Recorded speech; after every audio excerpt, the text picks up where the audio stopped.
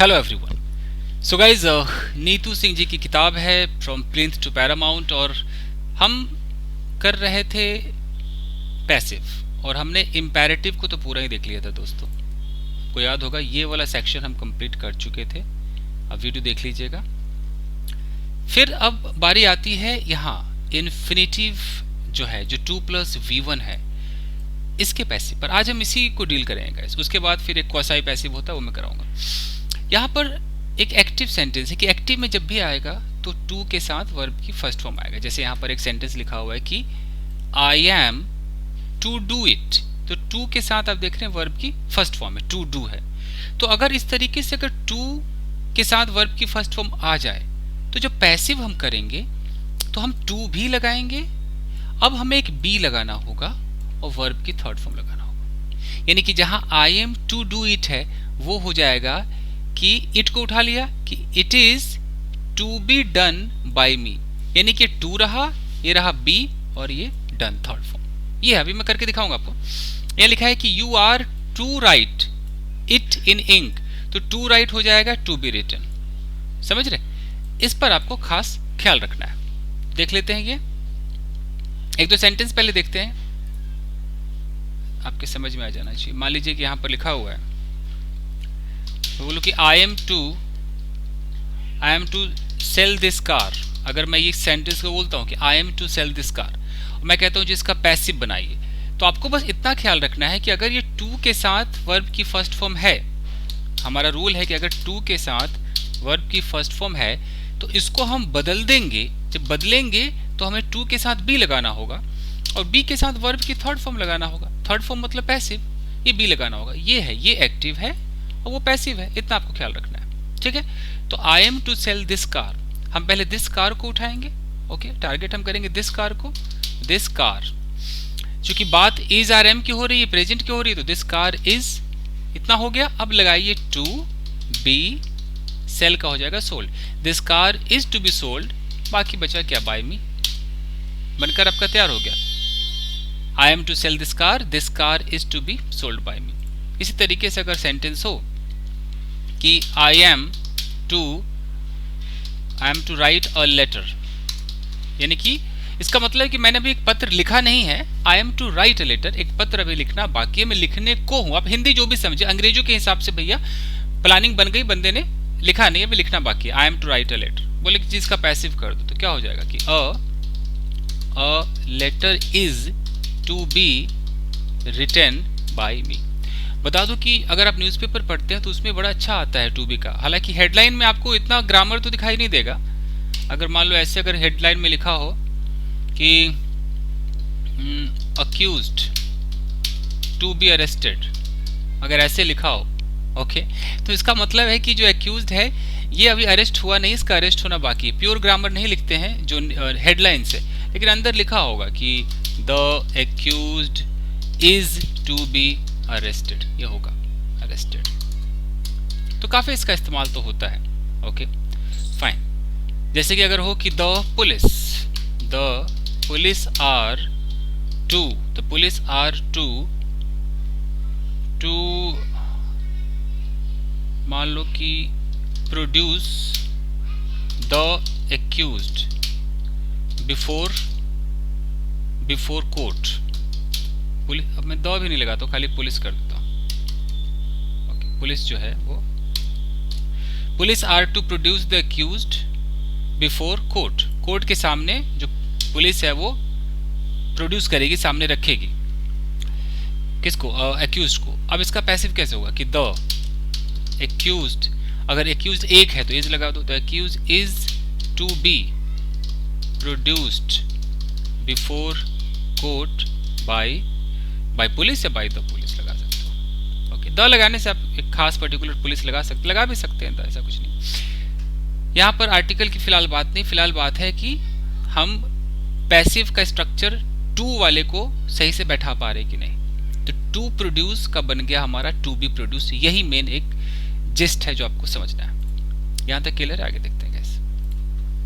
चलिए, अब एक बात यहां पर कही गई है कि ठीक है, टू के साथ V1 आता है, आप इसको पैसिव में टू बी V3 करते हैं, ठीक है, पर, अगर पर आ गया मतलब कि कहीं ना कहीं कंफ्यूजन भी है। क्या कंफ्यूजन है? ये हमेशा नहीं किया जा सकता है। अगर टू के साथ V1 को करने वाले सब्जेक्ट का उल्लेख टू V1 से पहले हो, ओके, पहले हो चुका हो, तो टू V1 को टू बी V3 नहीं कर सकते। मतलब एग्जाम्पल देखिए, ऐसे समझ में नहीं आएगा। यहाँ है कि the teacher gave me a book to read, तो यहाँ पर है कि ये जो टू रीड है उससे पहले यहाँ पर एक मी आ गया है। Okay, the teacher gave me a book to read, ये कैसे बनेगा करके देखें, इसको देखिए। The teacher gave me a book to read. अब बोले कि भैया यहाँ भी तो टू रीड है, तो क्या आप आपने अभी कहा है कि टू रीड है तो टू बी रेड कर दो, टू ईट है तो टू बी ईटन कर दो। क्या ऐसा होगा? इसको देखते हैं कैसे होगा। The teacher gave me a book, तो या तो आप मी को उठा लें, मी को उठाएंगे तो फिर आई करना पड़ेगा कि I was given a book, I was given a book. अब है कि ये जो टू रीड है क्या इसको हम बदलेंगे? तो नहीं, इसको हम नहीं बदलेंगे। I was given a book to read, to read का टू रीड ही रहेगा। I was given a book to read by the teacher, by the teacher कर दीजिए। I was given a book to read, यानी कि कैसे होगा? मैं बोलूँ कि she gave me something, she gave me something to eat. मैं बोलूँ कि इसका पैसिव कर दो, तो यहाँ पर आपको ऐसे इस टू ईट को हम नहीं बदल सकते। शी गेव मी समथिंग, आप इस या तो मी को उठाए या समथिंग को उठाए। अगर आप मी को उठाते हैं तो आई हो जाएगा, और फिर आपको देखना है कि चूंकि पास्ट इंडेफिनिट है भाई, तो पास्ट इंडेफिनिट का पैसिव कैसे होगा? वॉज लगाना पड़ेगा ना कि आई वॉज गिवन समथिंग। बाकी वो जो टू ईट है वो टू ईट वैसा का वैसा रहेगा। अगर मैं समथिंग को उठा लूँ तो क्या हो जाएगा? अगर मैं बोलूँ कि something was given to me to eat, something was given to me to eat. देखते हैं कि किताब में कैसे है। तो the teacher gave me a book to read में लिखा है कि I was given a book. देखिए टू रीड नहीं बदला है, टू रीड यहाँ भी है, टू रीड यहाँ भी है, खाली बाय माई टीचर हो गया। तो ये एक स्पेशल नोट है, हो सकता है। और कुछ करके देखिए, मैं बोलूँ कि I gave him a chair to sit, तो चेयर टू सीट है, तो क्या ये जो टू सीट है क्या उसको हम कुछ बदलेंगे? नहीं बदलेंगे। ऐसे होगा कि if I gave him a chair to sit, so he was given a chair to sit by me, ये नहीं बदलेगा। आई थिंक यहाँ तक क्लियर हो गया होगा। अब आता है कि अगर इस टू प्लस V1 से पहले हैव हैज हैड आ जाए, यानी कि हैव टू आ जाए, हैज टू आ जाए, हैड टू आ जाए, तब क्या करेंगे आप? तब भी आपको वही करना है बॉस। अगर यहाँ पर हैव हैज हैड के बाद टू प्लस V1 आ रहा है, तो अब देख लीजिए आपको भी हैव हैज हैड के बाद वही टू बी प्लस V3 कर देना, कुछ खास तो नहीं है। जैसे I have to finish this work, okay, मुझे इस काम को फिनिश करना है, तो इसका पैसिव हो गया कि this work has to be finished by me, यानी कि आपको कहीं ना कहीं वही टू बी प्लस V3 का इस्तेमाल करना है। देख लेते हैं एक बार, सीख रहे हैं तो फुर्सत से सीखिएगा, इस कंफ्यूजन दूर कीजिए। देखिए अगर मैं कहता हूं कि I have to wash my clothes, यार मुझे ना मेरे कपड़े धोने यार, इसका पैसिव कैसे होगा? तो माई क्लोथ्स को उठाएंगे कि माई क्लोथ्स।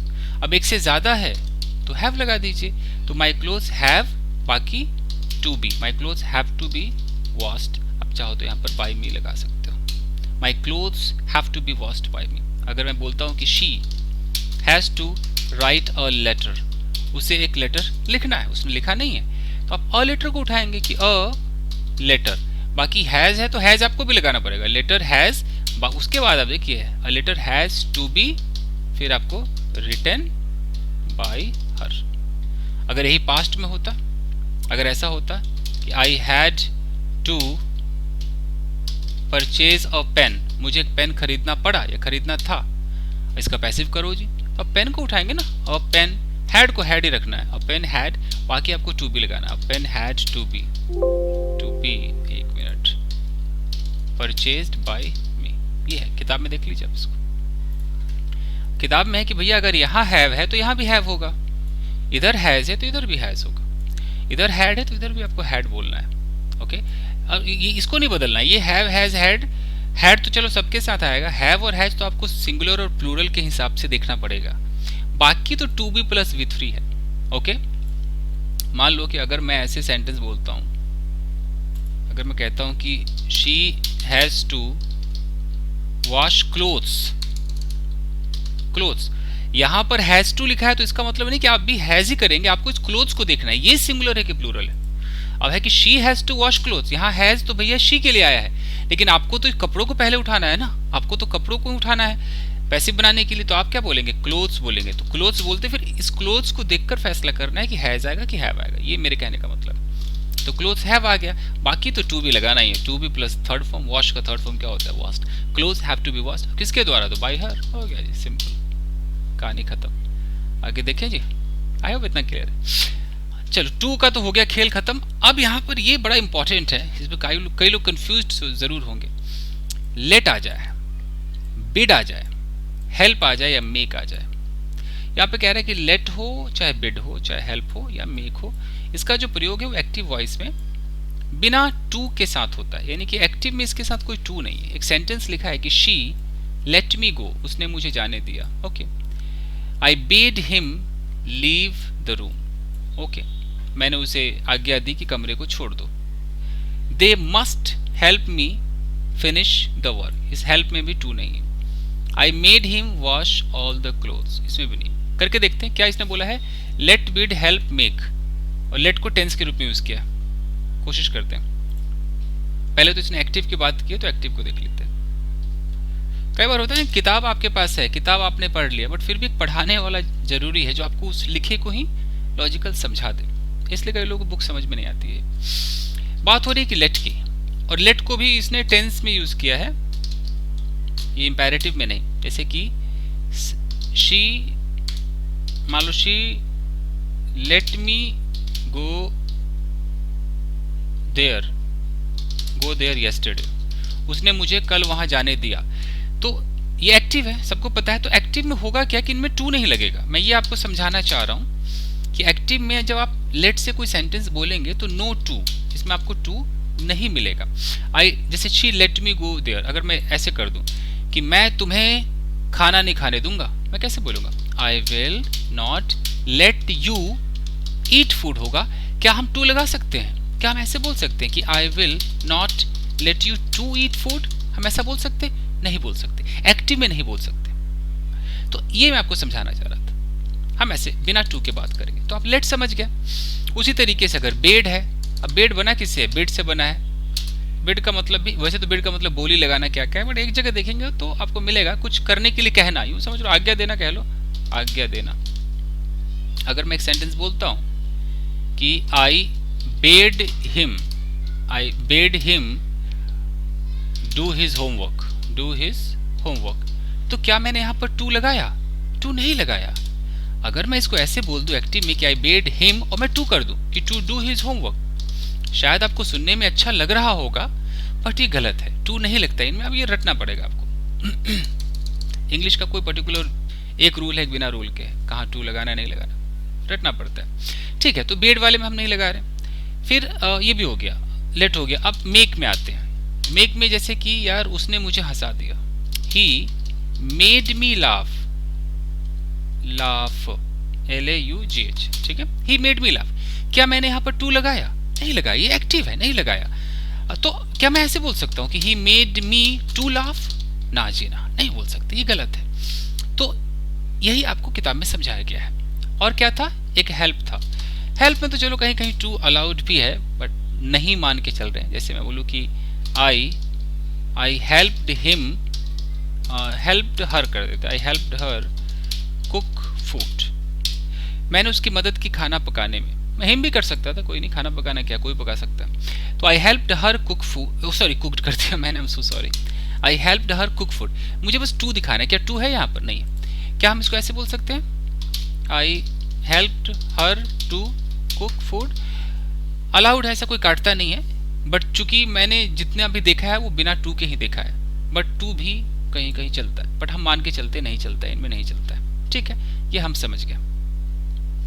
कहाँ गया जी किताब, फिर से देख लीजिए, साफ लिखा है कि लेट हो, बिड हो, हेल्प या मेक हो, एक्टिव वॉइस में बिना टू के होता है। साफ साफ लिखा है, टू नहीं लगता। ठीक है, नहीं लगता, मान गए जी, एग्जाम्पल भी है। अब है कि अगर आप पैसिव बनाओगे भैया तो बिड, हेल्प और मेक का प्रयोग पैसिव में टू के साथ होगा, आप टू लगाओगे। इसने लेट को अलग छोड़ दिया क्योंकि लेट में दुनिया भर की चीजें हैं तो लेट को छोड़ दिया है। अब बताओ क्या करोगे? बिड, हेल्प और मेक का प्रयोग पैसिव में करोगे तो टू लगाओगे, लेट को छोड़ दो, लेट में आप टू नहीं लगाओगे, इसको भी भूल जाओ, बाकी सब में आपको टू लगाना है। जैसे कि यहाँ लिखा है कि he was bidden to leave the room by me, जैसे यहाँ है कि I bade him leave the room, तो यहाँ पर I bade him leave the room में कोई टू नहीं है, लेकिन पैसिव में ही वॉज बिडन टू, यानी कि आप जब ये पैसिव कर देंगे तो भैया आप जब ये लीव वगैरह लगाएंगे तो टू के साथ ही लगाना पड़ेगा। यहाँ जो लीव है वो बिना टू के, साफ देख लीजिए, यहाँ बिना टू के। ओके, करके देखते हैं।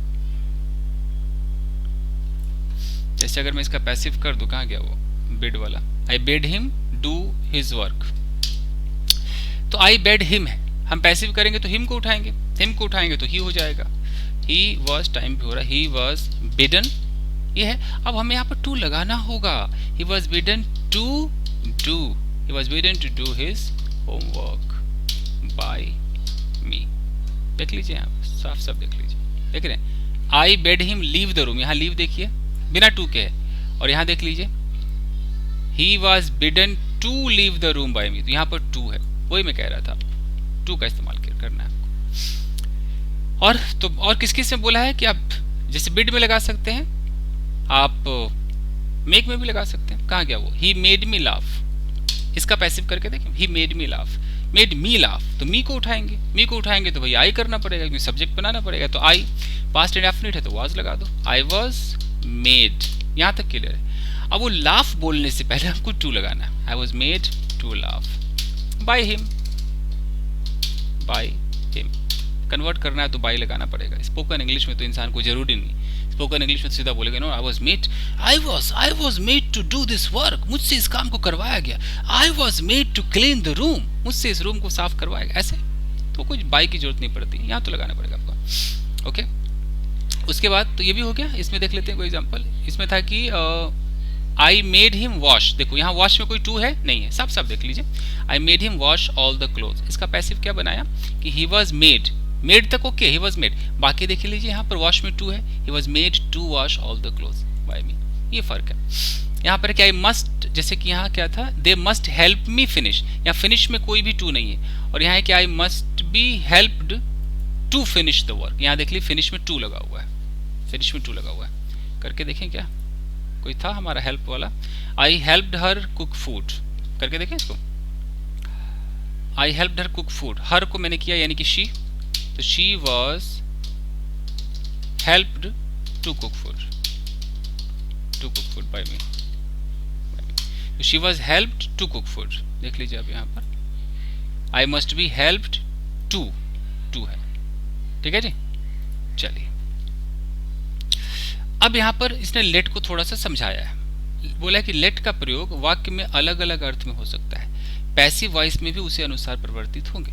लेट भैया तमाम तरह के काम करता है, यानी कि अगर लेट ऐसे आ जाए, लेट मी प्ले, तो आप क्या कर लेंगे। यहाँ पर लिखा है कि I may be allowed to play, समझाना बहुत ज़रूरी है, बहुत लोगों को नहीं पता है, पता नहीं शायद वो डीपली नहीं पढ़ते हैं, उनको लगता है कि टेंस का पैसिव हो गया तो हो गया, पैसिव भी एक अथाह चीज़ है।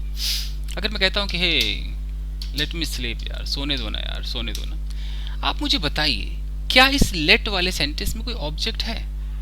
नहीं है, मैं कहीं पर लिख देता हूं नो ऑब्जेक्ट, नो ऑब्जेक्ट। जब ऑब्जेक्ट ना हो तो यहां पर मे बी का इस्तेमाल करना चाहिए, मे बी के साथ वर्ब की third form, late me sleep, मुझे सोने दो, यानी कि मुझे अलाउ करो कि मैं सोऊं, तो यहां पर आप क्या करेंगे, मी को उठाएंगे, आई हो जाएगा, आपको अपने मर्जी से यहां पर लगाना है may be, I may be allowed, अब फिर लगा दीजिए to sleep, I may be allowed, मुझे अलाउ किया जाए, I may be allowed to sleep, देख लीजिए यहाँ साफ लिखा होगा, let me play, I may be allowed to play, आपको मे बी का इस्तेमाल करना है।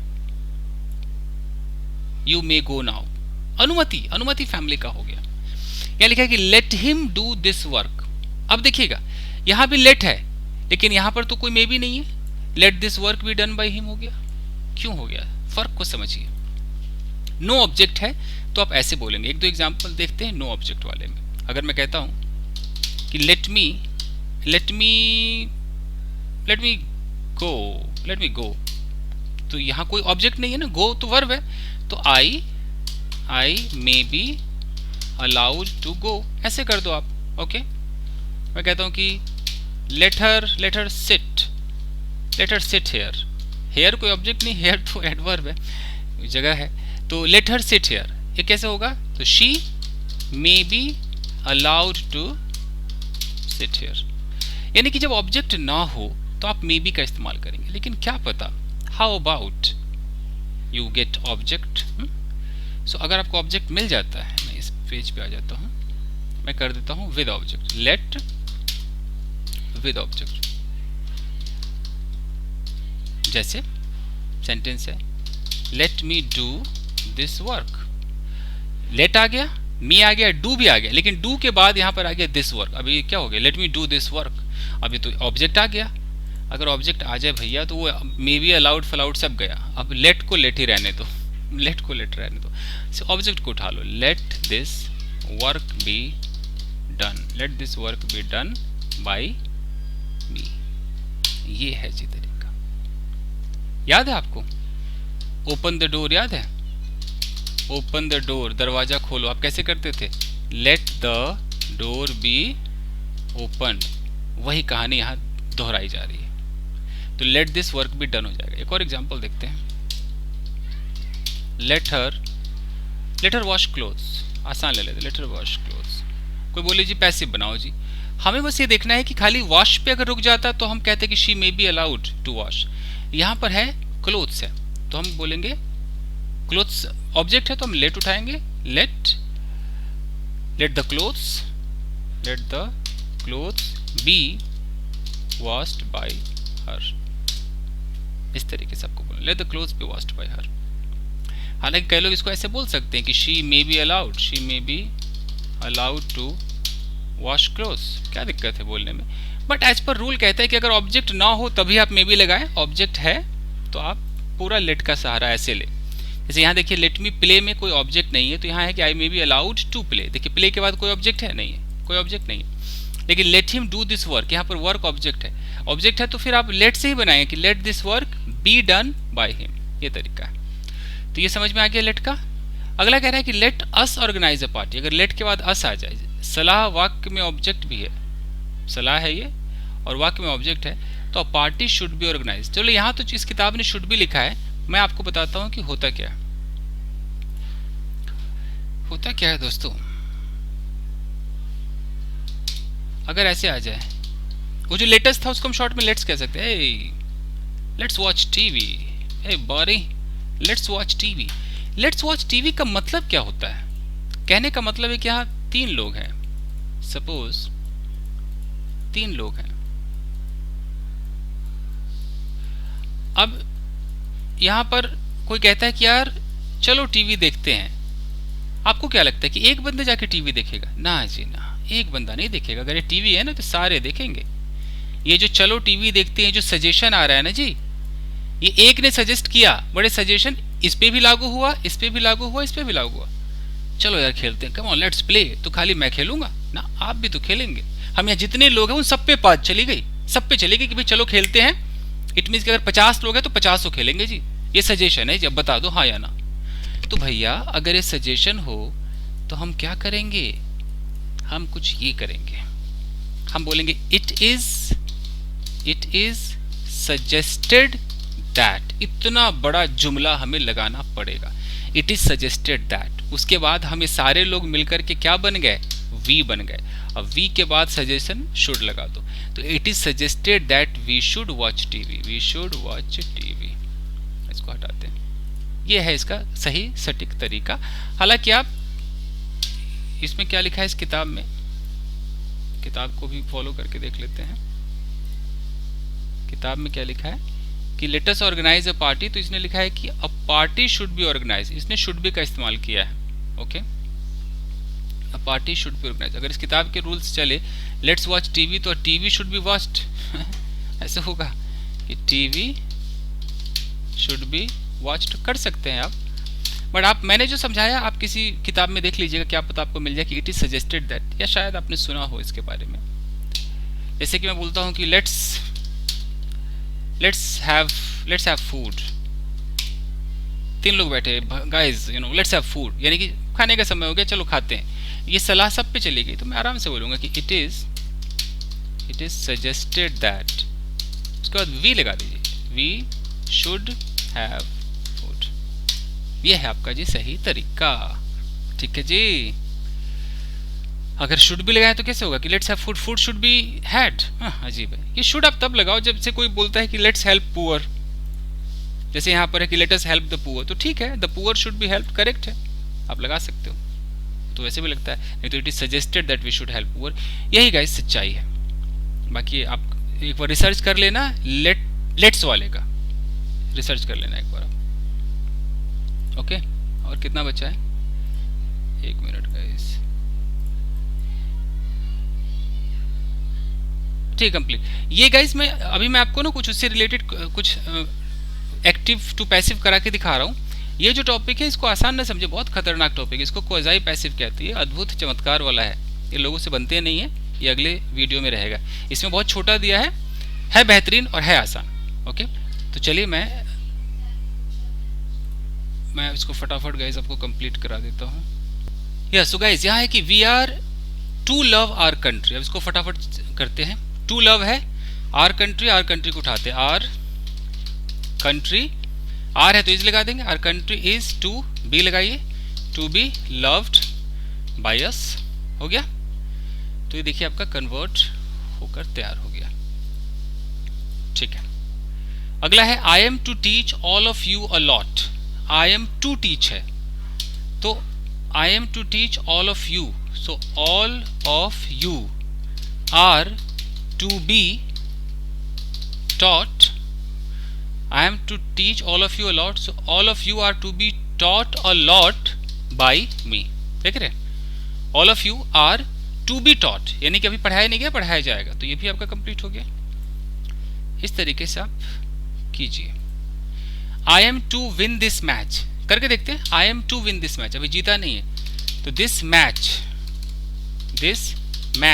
is to be won by me, ठीक है, ये भी हो गया।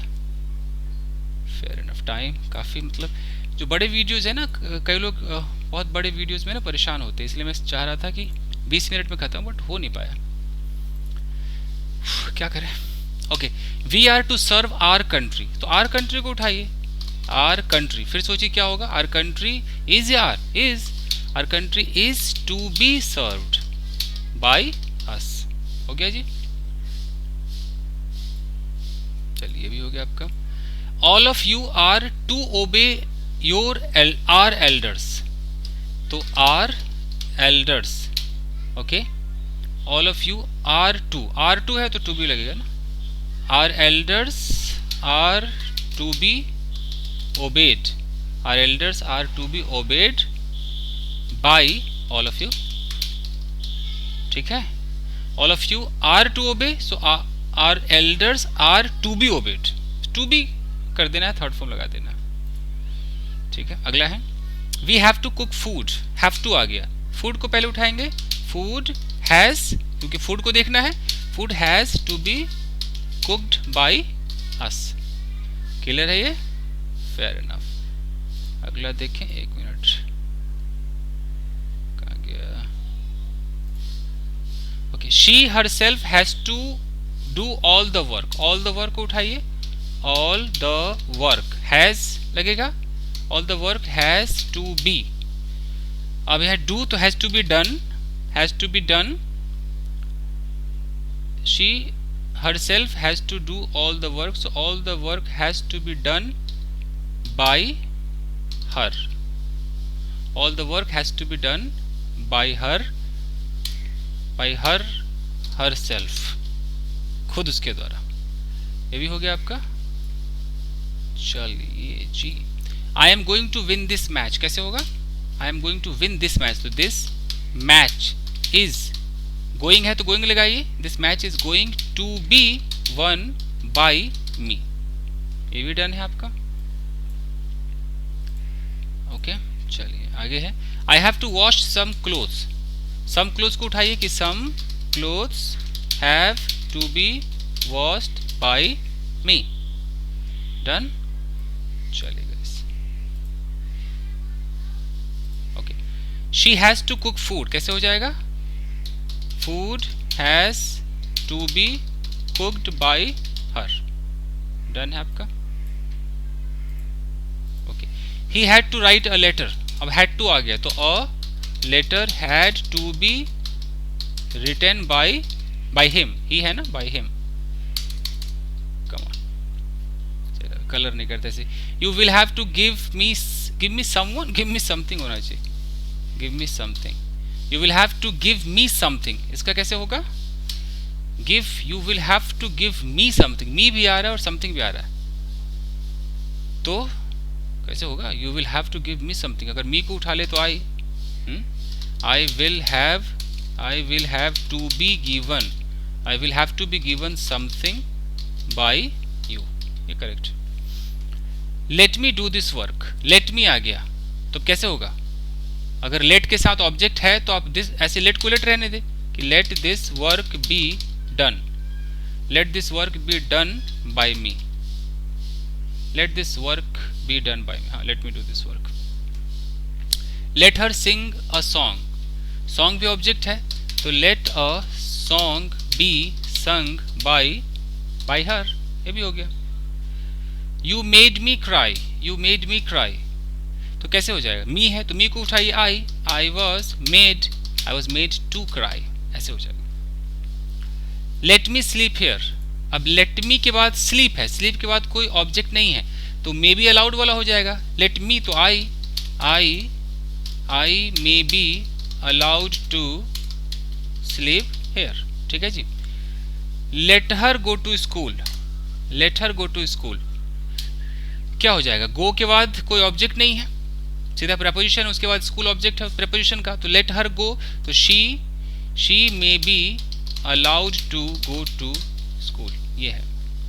Late them watch TV, let them watch TV तो अब टीवी चूंकि ऑब्जेक्ट है तो फिर आप ऐसे बना सकते हैं कि let TV be watched by them, लगा सकते हैं। ओके, और नहीं अच्छा लग रहा है तो चाहे तो यहाँ अलाउड तो है ही, आप ऐसे भी कह सकते हैं कि they may be allowed to watch TV.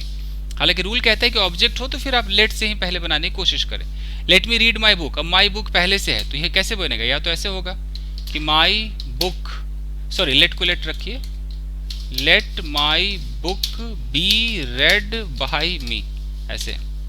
Late सिंग, चलो गाते हैं, तो चलो गाते मतलब सजेशन सब पे जा रहा है तो क्या होगा? It is suggested that we should sing. Let's work, यानी कि it is suggested that we should work. Let's play together, मतलब it is suggested that we should play together. Done है जी, क्लियर है।